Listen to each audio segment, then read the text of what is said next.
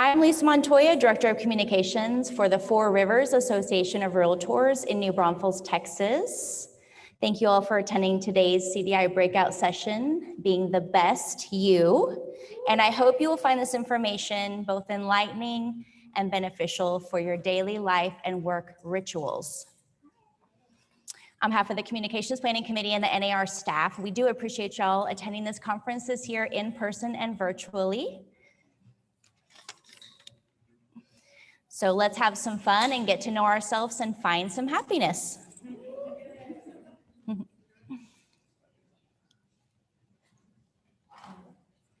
right, point it. Which way do I point this? Here, okay. All right, so today's session is a little bit of different content. It's more focusing on yourself and finding more about you so you can find happiness in what you do and hopefully increase your wellness and productivity. So the core purposes of being here today are to help you prioritize your well-being, adopt productive habits, look within yourself to find untapped resources, incorporate more happiness into each day, and increase productivity and balance in your work and home life. So that's kind of what this session is going to do for you today. We have 4 elements of this session. We're going to be listening, learning, taking action, and experiencing growth.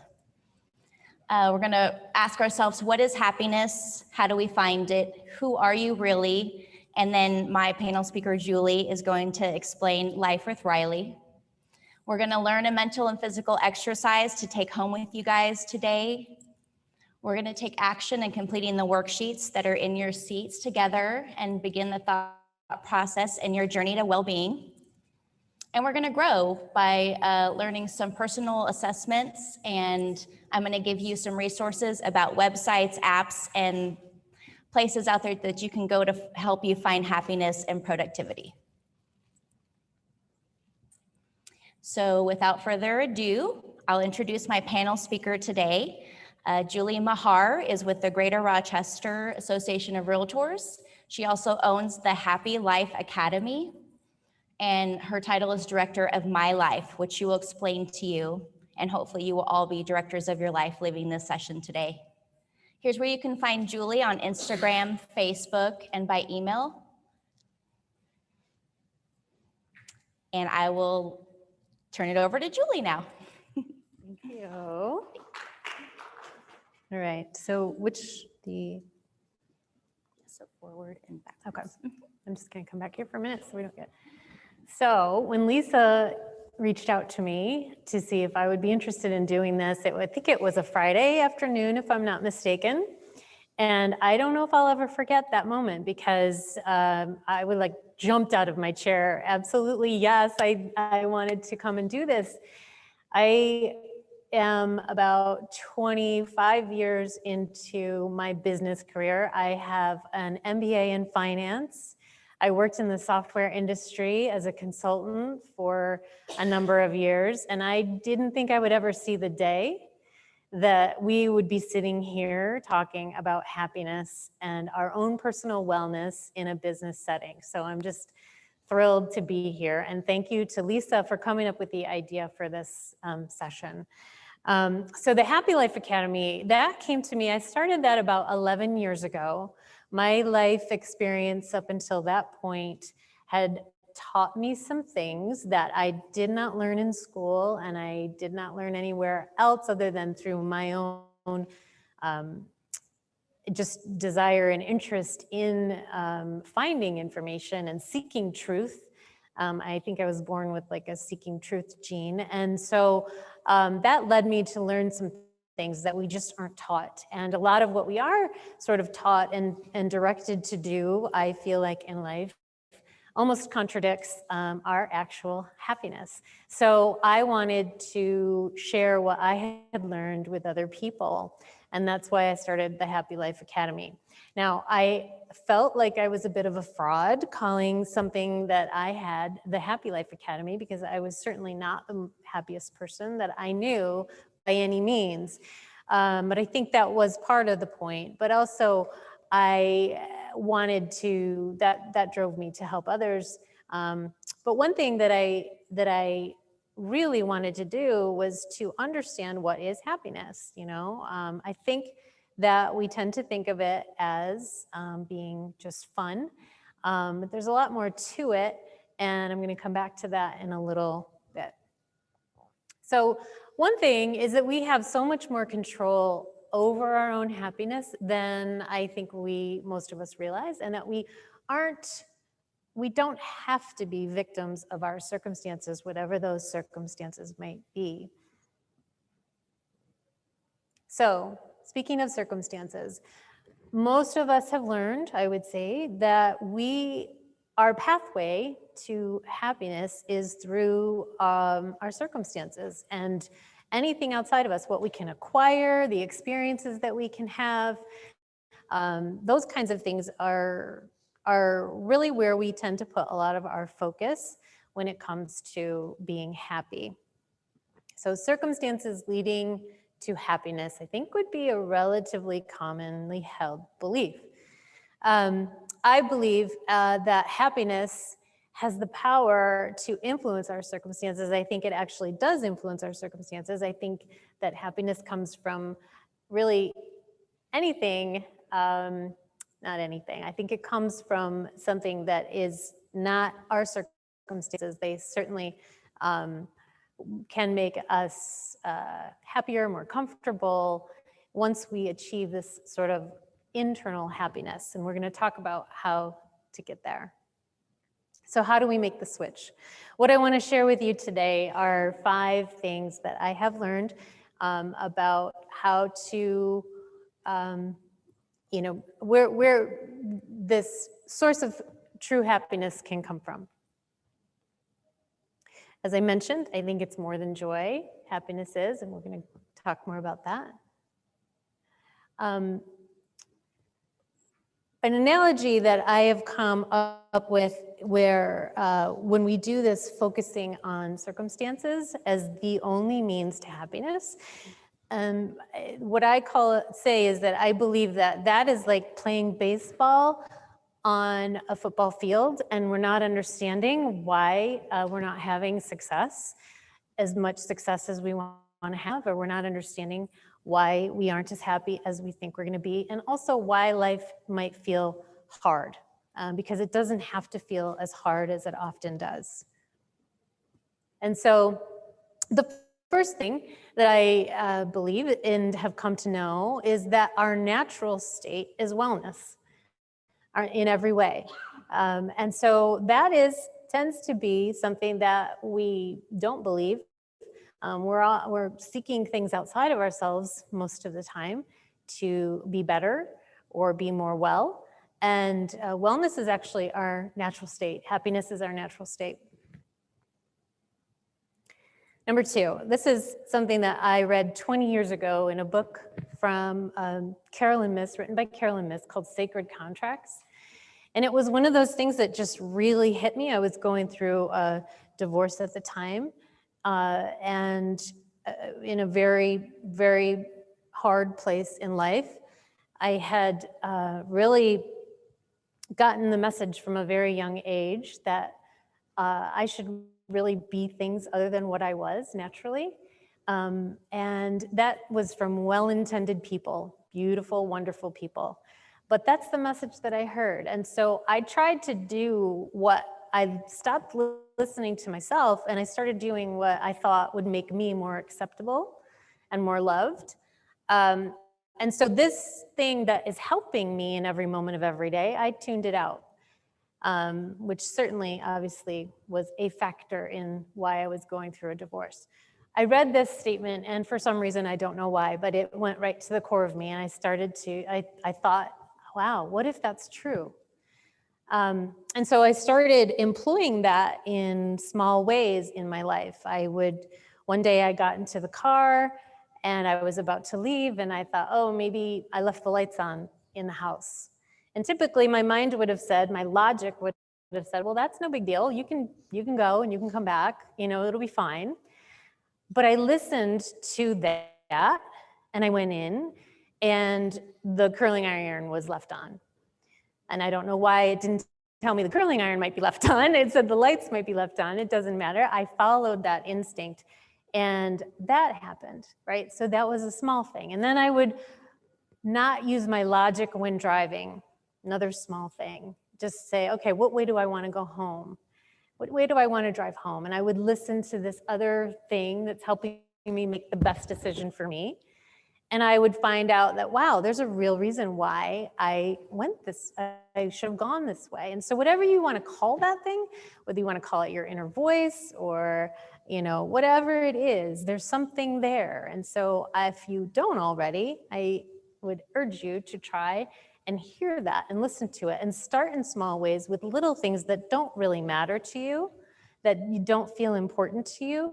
And then when you get to the bigger decisions in life, you'll be very used to listening to that. And it will still cause you to wonder if you should listen to it, no matter how much you do it. But at least you'll have more practice with it. Number 3, and I really believe this, that life is actually working for you in all the time, every minute, every day, for you, not against you. That is something that I don't think any of us believe really or taught, and I still struggle after believing this now for 11, 12, 15 years, whatever it might be. I still struggle with trusting it. But I do believe that it's the truth. And I think that when life feels hard and life feels like it's working against us, it's being the baseball player on the football field. It's that we just don't understand, what these things here that are helping us, where we can put our focus, where we can look for this happiness and how we can work with life. So we're working against life. It's not working against us. And then the fourth thing I want to share with you today is that wanting is a good thing. Wanting is like the input into the machine of life, is how I look at it. I think, we're often told that, wanting is greedy, or why can't you be happy with what you have? I mean, we are constantly evolving and changing, and you're always going to want other things, different things. Now, we can work with expectations and, obviously we want to live within means, but the actual act of wanting is a really good thing and should be embraced, in my opinion, and should be worked with to actually create those things in your life, and never feeling like, oh, I shouldn't want that. Oh my gosh, I just got this. Why am I not happy with this thing? Or achieved this. Why do I want to move on to something else? And number 5, our role is to focus in life, right? Our role, again, as an MBA in finance, right, I was taught to look at all possibilities, look at all the potential things that could go wrong and mitigate the risk associated with all those things. And we really expand our role into, I think, a bigger thing than it really needs to be. When we focus, that's communicating to whatever you want to call it, life, universe, whatever you want to call it. It's communicating what you want. It's your focus is your sunlight. That's what makes things grow. So think about how often you may spend time thinking about what you don't want, or things that scare you, or things that you fear. That is taking away from, I believe, the possibilities of what are there for you if you were to really shift your focus and turn it toward what you want.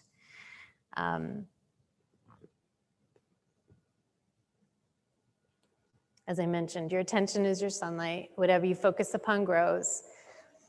I think a lot of times we think that we are helpless in the, what's going to happen in the future. I really, really, really believe that we have the power to co-create, to create what happens in the future. We're not the only portion of it, but If you also try focusing more on what it is that you want. And if you catch yourself when you're maybe thinking about things that you don't like, or, oh, how could this person do this? I don't understand, you know, some of those things, and just turn towards, well, what would I like? What do I want to see? If you start to, again, play around with that, and I think you'll see that you really have the power to create things in the future, and that it's not just set in stone, it's influenced by you. You are actually creating, right? So it's not, a lot of people who, I think when they think about the law of attraction, if you've heard of that the law of attraction is something that you invoke when you want to, you know, okay, I'm going to try and use it. It's happening all the time. And so you want to try and stay in a place of, again, creating what you want. And so focusing on what you want. Simpler, it's actually simpler than we think it is. And that is the most astonishing thing, right? It is simpler. It's not easy. That's not to say it's easy. But our role, I see it as much smaller than what we think it is. And it's simpler. And we just need to relearn and unlearn some things that we've learned from the past. Again, you're asking. And so what you're asking with are your thoughts and your beliefs and your feelings, even more so than your actions. Again, another thing that I never thought I would say in a business environment. Action is so important. When you start to live this way, you'll be more inspired and you'll take more action maybe than you ever have in your life. So action is key. It's very important. But it's not the only thing. And I would say it's not the primary thing that gets things done and makes things happen in your life. That how you think, what you believe, and how you feel, those are the driving forces behind what happens and what unfolds those circumstances in your life. So, an MBA standing here telling you all questions that start with, how do I do this, right? It's just the funniest thing, because it would typically be, well, you take this step, you do this, you take this action, right? I believe there's one answer to the question, how do I, whatever it might be, how do I find the best partner for me? How do I get a job that I want that's better? How do I make more money? Whatever you want. The answer, I believe, is to get to know yourself better. It's the only answer that there is, because once you get to know yourself better, then you know more of what you want. You'll never know it all. You will never learn everything about yourself, but you'll continue to learn your whole life. As you learn more, you know what you want, you focus on what you want, and then those things unfold and come into your life. So said another way, coming back to this definition of happy that I have developed over the years, because I do believe it's much more than just joy. Said another way, you know, how can we be happy? I think that it's honoring, okay? Honoring means respecting, revering, believing in, okay? Believing in and lining up with the pure potential. And the way I would say, define the pure potential is that you are an individual. You are unique. That's your pure potential. So believing in it, honoring it, lining up with that that's in you, right? So how to be happy? It's not go buy this car. Having the cars are great. It's not, you know, finding the best partner for you. That's awesome too. But first, to begin with, it's understanding who we are, believing in it, honoring it, not pushing that down and hearing the external voices and making those voices more important than your own internal voice. Not always saying, well, this doesn't make any logical sense. Why would I do it? If you're having a strong feeling to do it, then do it. So that's my definition of happy. And getting back to the director of my life, the explanation of that, I think it's our only real job in life. I think it's the one job that we should do. I think we make it a priority above everything else. And then all the other jobs, all the other responsibilities, everything else that we do flows from there. I think our only real job is to be the director of your life and to follow the happy path. And here is an example of something that can happen when you do this. This is my son, Riley. He's 8 years old. He was born with an extra chromosome, 21st chromosome. So that's a condition known as Down syndrome. When I was pregnant for Riley, I had a basket of circumstances that were extremely difficult. I think if I were to hand it to any one of you right now, you'd say, no, thank you. I'm good. I don't want that. And that's fine. I would totally understand it. To have any child at that time did not make any logical sense at all. And then to have a child that would be what is called disabled, that has this spectrum of possibilities from could be very high functioning to not high functioning physically and or mentally. So very unknown, very uncertain. It didn't make any logical sense at all. But after practicing all that I shared with you today and many other things, I learned how to listen to that inner voice. And the inner voice told me, do this. I am so glad I did. It has definitely been my best path, my best life.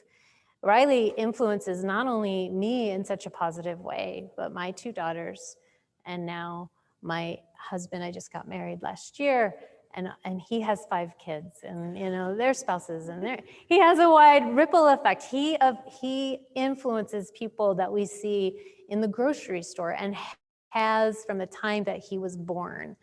So that is what Lisa mentioned, the life with Riley. I want everyone to have a life with Riley, whatever that is for you, you listening to your inner voice.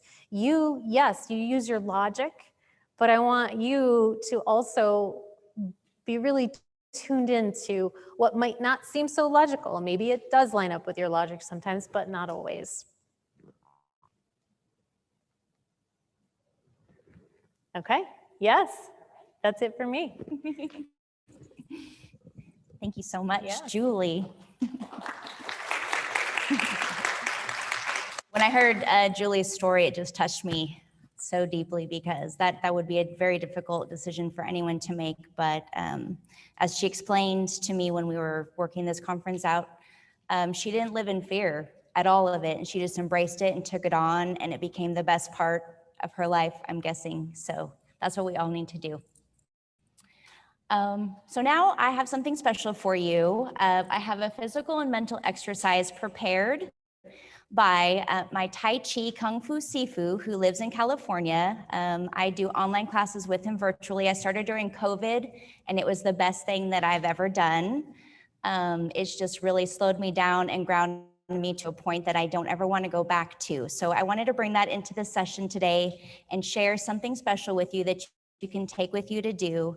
We all get overwhelmed, we get exhausted, we have things coming at us at all different directions, and sometimes we're kind of wondering, how am I going to do this? And you have to stop and really just think about yourself and ground yourself to be able to do those things and be productive. So I had my Sifu, Kurtis Fujita. He owns the Tiger Crane Kung Fu studio in LA, and he prepared a video for us. So if you want to, you don't have to, but if you want to, it is physical. So you will need to stand and kind of spread out, maybe enough to lift your arms up. And we're all gonna learn a little physical and mental exercise that we can do together or when you're alone or whenever you need it. So this is the mental exercise and physical exercise portion. And I will do it along with you, so we're all doing it together.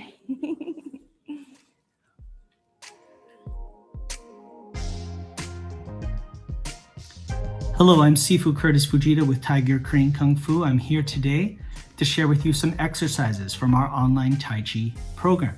Tai Chi is a martial art that's been around for thousands of years, and while it is a martial art, it's mainly known in the West as a system with many health benefits. It's a mind-body practice. And so what I'm going to share with you today are just a few exercises from our program. These exercises are fairly simple, easy to do, don't require much space, and with consistent practice, you should be able to reap the benefits from them. So please feel free to watch, follow along, and enjoy. Once again, I'm Sifu Kurtis Fujita with Tiger Crane Kung Fu, and these are some exercises from our online Tai Chi program. Thank you very much and enjoy. First, we begin with our feet shoulder width apart. If you want to make sure that your feet are exactly shoulder width apart, you just need to do the following steps. Simply start with your feet together, put your two big toes together and open out your heels at a 45-degree angle. Then follow up by moving your toes out so that your feet are parallel to each other. Now your feet are exactly shoulder width apart. Next, take your hands and turn your palms inwards so that your palms are facing your body with your knuckles facing forwards and out. Next, raise your arms up with your wrists bent downwards and your fingers pointing down as you inhale. Follow this motion with your arms going downwards as your wrists are bent back with your fingers pointing upwards as you exhale. Continue this motion up as you inhale, down as you exhale in a seamless, fluid fashion with no pauses or breaks, flowing from one movement to the next. As you can see from this angle, there's a rolling, cascading-like quality to each movement as breath and motion is perfectly synchronized in coordination.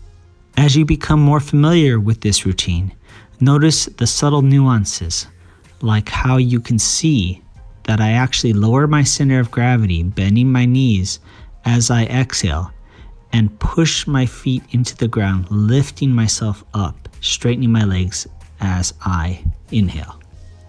Once you've integrated all these steps, you can focus on the finer details, such as making sure that when you inhale, you're breathing in through your nose, and as you exhale, you're breathing through your mouth. For our next exercise, you will start again with your feet shoulder width apart and your arms to the sides. Bring both your hands in front of you, palms up, with the right hand folded over the left hand. Drop both your hands down, palms forward, raising them up with the palms facing skyward in a circular motion. Note how when the palms are fully raised, they are facing each other. Now continue the motion, pressing downwards with both palms, with both sets of fingers facing each other as you press down. Once again, we want to make sure to integrate our breathing with our motion as we inhale, raising our arms upwards, and begin to exhale as we press our arms downwards.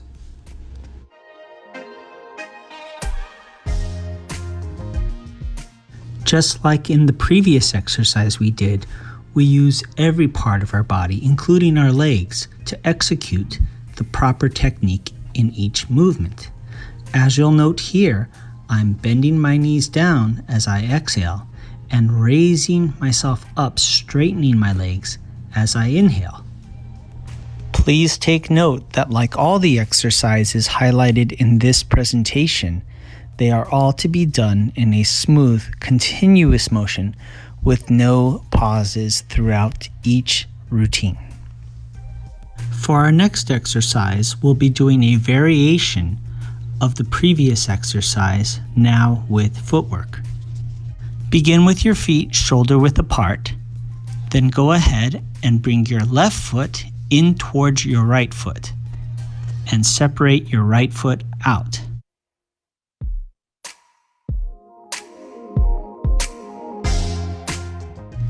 Then follow up in the other direction, bringing your right foot into your left foot and then separating your left foot to the side and out.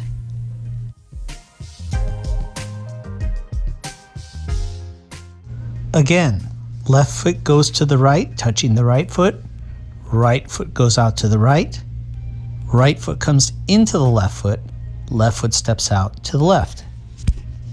Once again, take both your hands, placing the right hand over the left with palms up. Now coordinate both hand and foot movement, stepping your left foot to your right as your arms raise up, stepping your right foot out and breathing out and pushing down. And then the other direction. Right foot goes in towards the left as the arms raise, left foot steps out as the palms come down. Make sure as you're doing this exercise to incorporate the inhale as the arms are raised and the exhale as your hands are going downwards. Again, inhale as your feet come together and exhale as your feet part and your hands go down.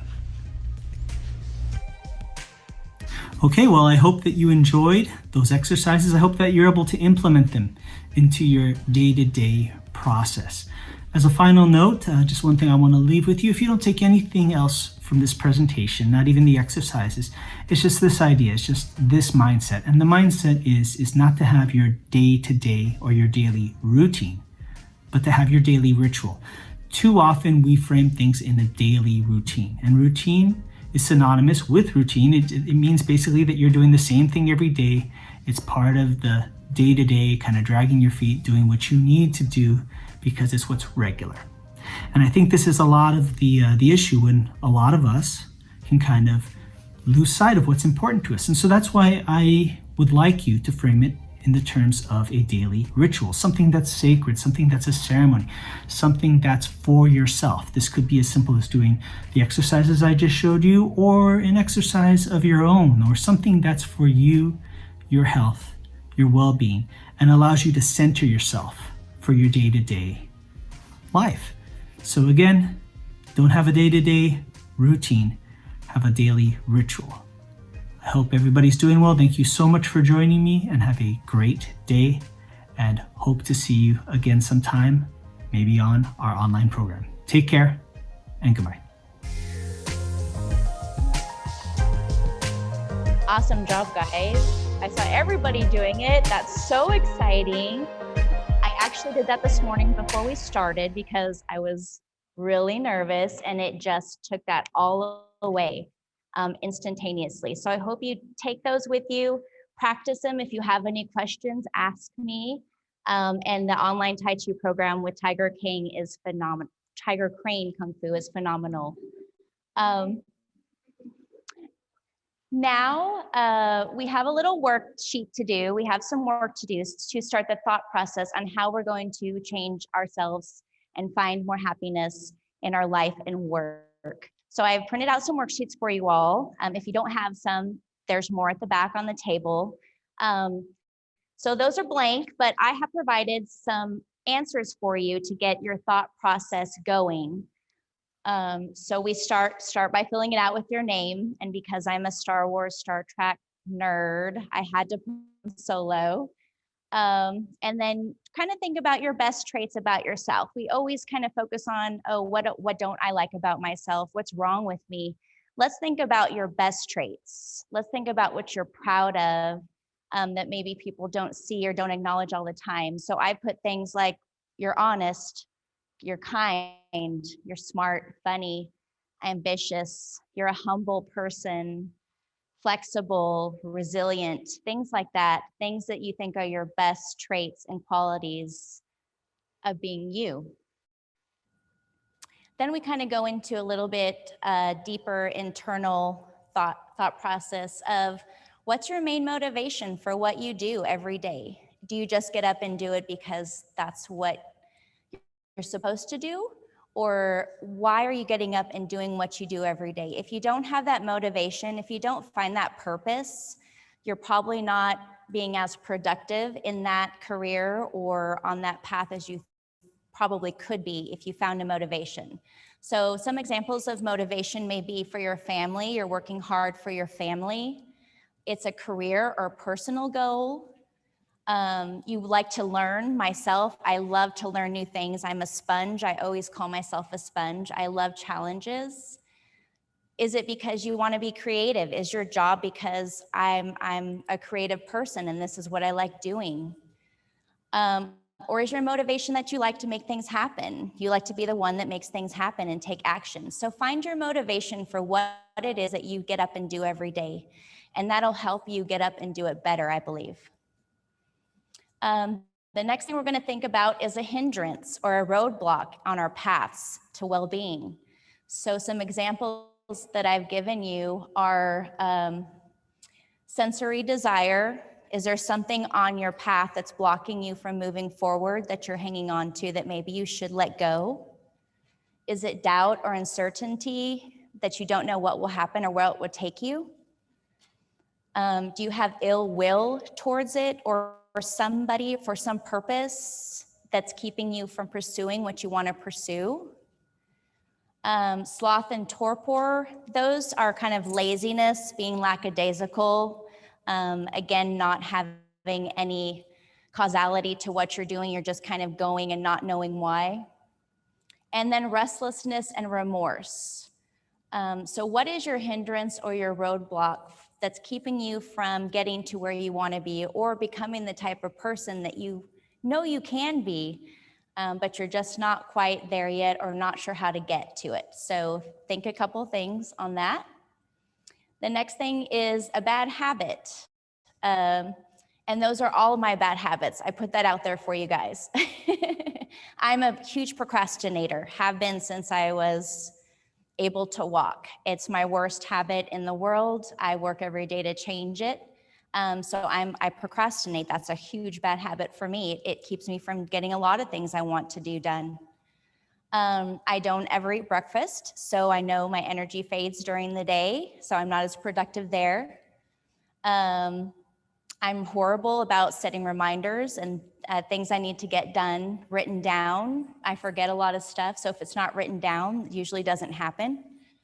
I go to bed super late. I'm a night owl, which keeps me from getting up early and taking advantage of the opportunities that the morning offers and the whole day, so that's a bad habit of mine. And I tend to avoid complex projects. I will always do the easiest thing first. I think most of us will. But you don't get as much out of those easy projects as you would the complex things in life. So try and tackle those. So think about some bad habits that are in your life or at your work. What is it that you don't like that you do that you might want to change? The next thing we're going to think about, try something new, something that you've always wanted to do. We're busy. We don't often have time to do those things, but we need to incorporate things like that into our life. When you experience something new, it opens up another door, another viewpoint, and then you just organically change and morph into a more well-rounded person, I believe.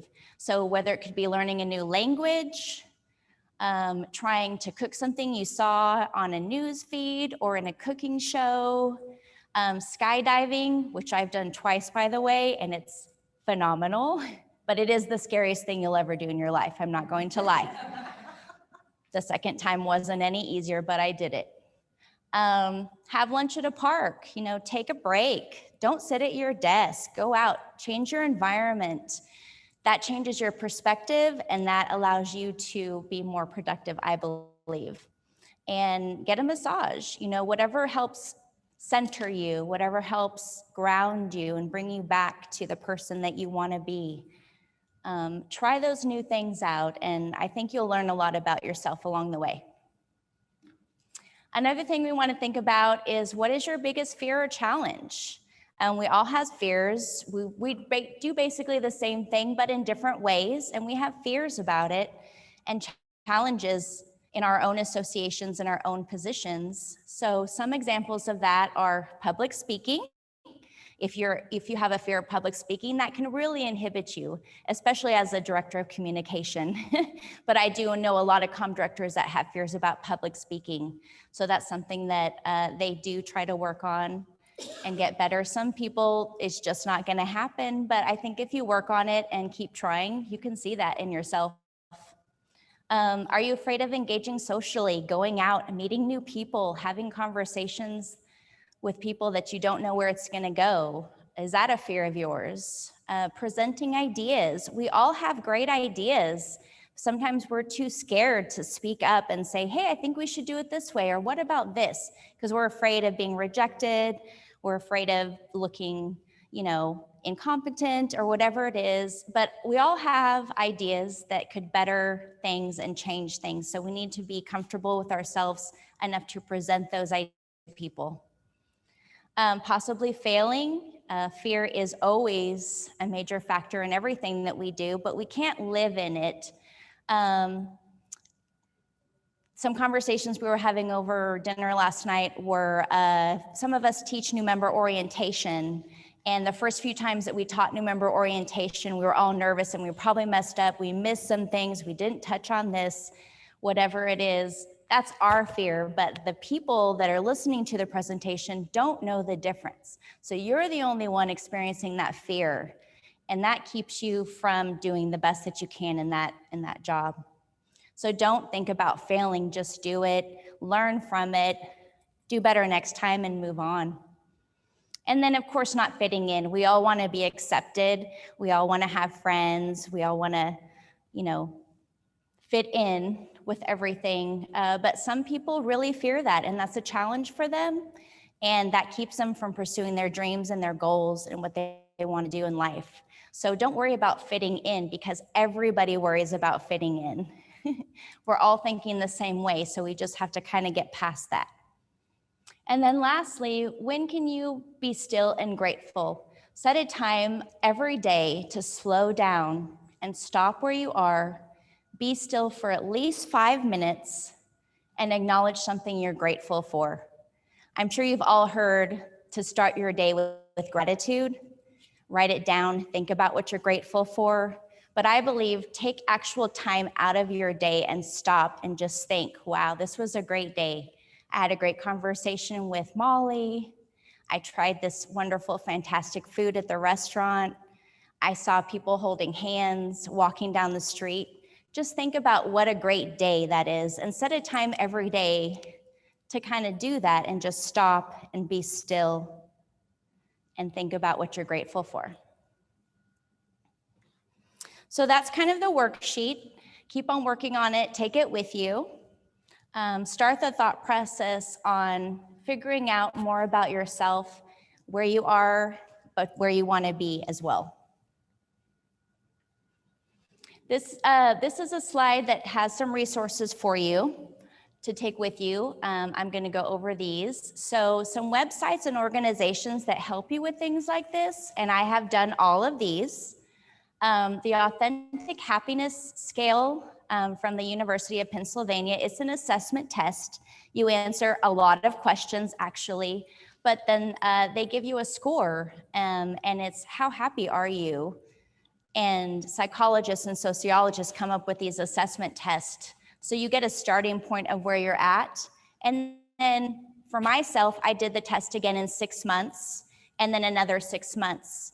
And it didn't increase that much. It wasn't exponentially, but it increased because I did all those things on that worksheet and I worked on myself. PositivePsychology.com is a wonderful website with lots of articles and insights on wellness and well-being. WellSteps.com is another program to increase your productivity. And it actually has a portion in there for employee wellness solutions. So I know we're probably not the AEs, but we work with our coworkers and staff. So we can share this information with our coworkers and send them to these websites because you want to work with great people. So spread the knowledge and spread the wealth of wellness and productivity.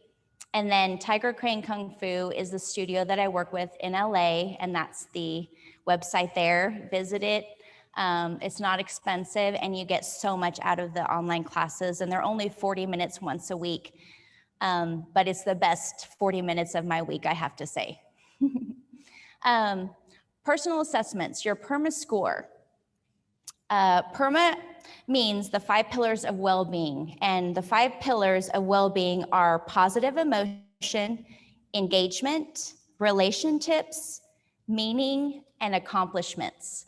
So you get asked different questions and you get your PERMA score, and then again you can take it in 6 or 12 months and see if you've increased your happiness in all those 5 pillars of well-being categories. The Authentic Happiness Test Center is another scale of well-being and happiness. You get a score there. And then positivepsychology.com also measures your happiness in different ways.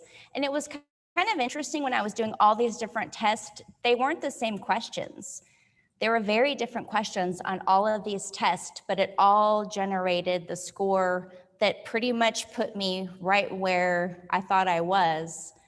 And then it increased from there after I worked on myself. So there are some labs and podcasts as well.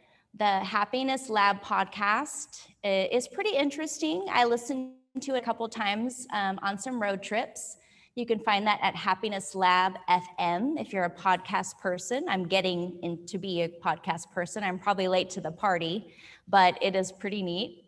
And then Julie Mahar with the Happy Life Academy. I follow her on Instagram and Facebook, and everything she posts is so relevant and just speaks to you in ways that you wouldn't think you could be spoken to. And then I took a really interesting course last year. I did a lot of this during COVID because I live alone, and I was just working from home, just kind of getting stuck in myself. So I was like, okay, Lisa, we got to get out of here and do something with yourself. So I took this class called The Science of Wellbeing. It's on Coursera.org. It is free, and it's a self-paced class. You watch videos, you read articles. You get to watch videos from the instructor that's teaching it at Yale University to her class. And it was completely life-changing for me. Everything changed after I took that class. The Science of Wellbeing. I would definitely recommend you guys checking that out. It took me about 4 months to get through it, but I think you get through it faster. It's a really great course for you to take for self-assessments. And then, of course, we've all heard of some helpful apps, and I've used them all. Calm, about $70 a year. Headspace was probably my favorite. That's about $70 a year. Balance, I heard you can get 1 year free trial through this year, and then it's $70 after that. And Happify is a little bit more expensive at $140, and then Being Fabulous is about $50 a year. So all those apps, we're on our phone all the time. Integrate those into your day. Take 5, 10, 15 minutes on those apps and do some well-being for yourself. So those are some resources for you to take with you. I hope you all will continue this journey. I'm gonna show a couple of videos of Riley because he touched me so much working with Julie. So when we first started planning this session, I asked Julie, hey, what's something cool that I can tell everybody that happened to you? You know, give a little background story on you. And she gave me this cool story about Justin Bieber. So Riley loves to sing, and he loves Justin Bieber. So he was recorded singing a song of Justin Bieber's, and they actually posted it to Bieber's Instagram account, and he responded. And then Riley recorded a thank you video, and they kind of had a little conversation back and forth. So yeah, Justin Bieber posted Riley's video on his Instagram. So I thought that was a wonderful story, and I thought it just spoke to the amount of happiness that we all should have, and it's in this video. So let's watch it now. I love you, Justin Bieber. My favorite song is Intentions.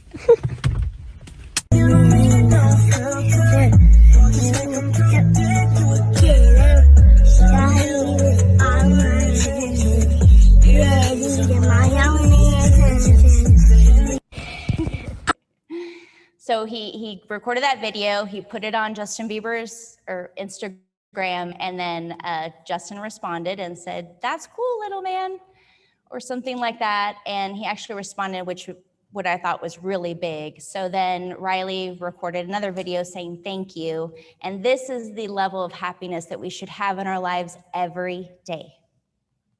Justin Bieber, thank you, he's best.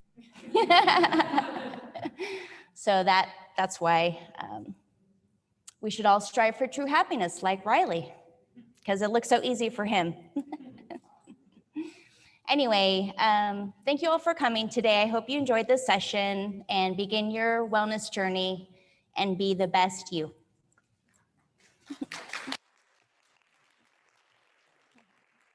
Any questions or anything? No? You're very welcome. Thank you all.